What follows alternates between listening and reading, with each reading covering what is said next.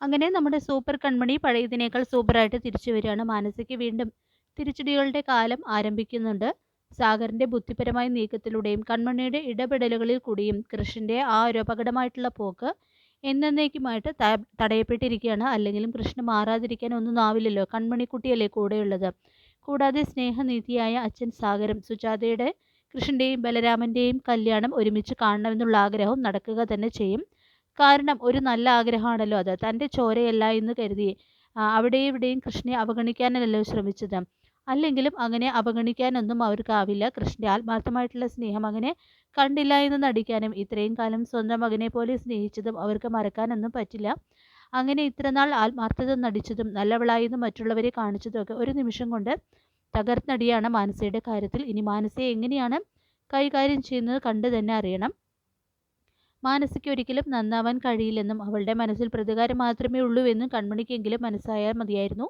ഇനി അവിടുത്തെ പെർഫോമൻസ് കഴിഞ്ഞാൽ അവൾ മിക്കവാറും സുമിത്രയായി ഇറക്കിയായിരിക്കും കളിക്കുക. അതിനുവേണ്ടി നേരത്തെ തന്നെ ജയമോഹനോട് റെക്കമെൻഡും ചെയ്തിട്ടുണ്ടല്ലോ. അങ്ങനെ ആ സോഫി എന്ന് പറഞ്ഞ സ്റ്റാഫിനോട് പറഞ്ഞ് നിയോഗിച്ചിട്ടുള്ള കാര്യം അവൾ ആത്മാർത്ഥതയോടെ ചെയ്യാൻ ഉദ്ദേശിച്ച് ബലരാമൻ്റെ ക്യാബിനകത്ത് പോയി ലാപ്ടോപ്പ് ഓൺ ചെയ്ത് ആ ഒരു കാര്യം ചെയ്യാൻ തയ്യാറെടുക്കുകയാണ്.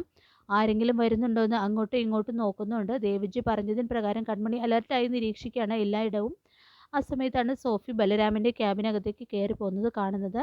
കൺമണി നേരെ ചെന്ന് സ്റ്റാഫിനോട് ബലരാമേട്ടൻ ഇല്ലാത്ത സമയത്ത് അദ്ദേഹത്തിൻ്റെ ക്യാബിനകത്ത് സ്റ്റാഫിന് എന്താ കാര്യം എന്ന് ചോദിക്കുന്നുണ്ട്. സ്റ്റാഫാണെങ്കിൽ പേടിച്ച് വിറയ്ക്കുകയാണ്. പിടിക്കപ്പെട്ടു, ഇനി ഒന്നും പറഞ്ഞിട്ട് കാര്യമില്ല, എന്ത് പറഞ്ഞാലും വിലപ്പോവില്ല എന്ന് അത് അങ്ങനെ മനസ്സിലാവുന്നുണ്ട്. വേറെ ആരെങ്കിലും ആണെങ്കിൽ പിന്നെയും പിടിച്ചു നിൽക്കാമായിരുന്നു. പക്ഷേ കൺമണിയോട് അത് ഒരിക്കലും നടക്കില്ല എന്ന് അവൾക്കറിയാമായിരുന്നു. ദേവിജിക്ക് മുന്നിൽ സോഫിയെ കണ്ണിയോടെ കൺമണി കൊണ്ടു നിർത്താണ്. എന്നിട്ട് ഇവൾ ബലരാമേട്ടൻ്റെ ക്യാബിനിൽ കയറിയെന്ന് പറയുന്നുണ്ട് കേട്ടോ കൺമണി. എന്തിനാണെന്ന് ഇവളോട് തന്നെ ചോദിക്കണം ദേവ് സാറെന്നും കൺമണി പറയുന്നുണ്ട്. ദേവിജി ചോദിക്കാൻ ഒരുങ്ങുമ്പോൾ ബലരാമനും മഹിയും അങ്ങോട്ട് വരുന്നുണ്ട്. അവരോടും ഇക്കാര്യം കൺമണി ആവർത്തിക്കുന്നുണ്ട്. ഇത് കേട്ട് ദേഷ്യം വന്ന് തിളച്ച ബലരാമൻ, പറയടി നീ എന്തിനാ എൻ്റെ ക്യാബിനകത്ത് കയറിയെന്ന് ചോദിക്കുന്നുണ്ട്. മാനസ മേഡം ഏറെ നിർബന്ധങ്ങൾക്കൊടുവിൽ സോഫി പറഞ്ഞപ്പോൾ മാനസയെ വിളിപ്പിക്കുന്നുണ്ട്. ഇതൊക്കെ നുണയാണെന്നും എന്നെ എങ്ങനെയെങ്കിലും പുറത്താക്കാൻ വേണ്ടി നിങ്ങൾ കരുതിക്കൂട്ടി ചെയ്യുന്നതാണെന്നും എന്നെ ഒറ്റുകാരിയാക്കാൻ വേണ്ടി ആരും ബുദ്ധിമുട്ടുണ്ടായെന്നും ഞാൻ പോയിക്കോളാമെന്നും പറഞ്ഞ് പോവാണ് കേട്ടോ. അങ്ങനെ സോഫി അലകയുടെ പുറത്താവുന്നു. മാനസയും അലകയ്ക്ക് പുറത്ത് പോകുന്നുണ്ട്. സാഗർ വീട്ടിൽ ബലരാമൻ ചെന്നപ്പോൾ ആരാന്ന് കണ്ടുപിടിച്ചെന്നൊക്കെ ചോദിക്കുന്നുണ്ട്. വീണ്ടും കൃഷ്ണൻ ബലരാമനും ഒന്നാകുകയാണ്. അവർ പരസ്പരം കെട്ടിപ്പിടിക്കുന്നു. അതിന് സാക്ഷിയാകാൻ കൺമണിയും ഉണ്ട് കേട്ടോ. എല്ലാവർക്കും അങ്ങനെ സന്തോഷമാവുന്നുണ്ട്. മഹിയോട് ദേവിജി നമ്മൾ സംശയിച്ചത് വെറുതെയാണെന്നും മാനസ കൂടുതൽ കുഴപ്പക്കാരി ആകുകയാണെന്നും പറയുകയാണ് കേട്ടോ ചെയ്യുന്നത്.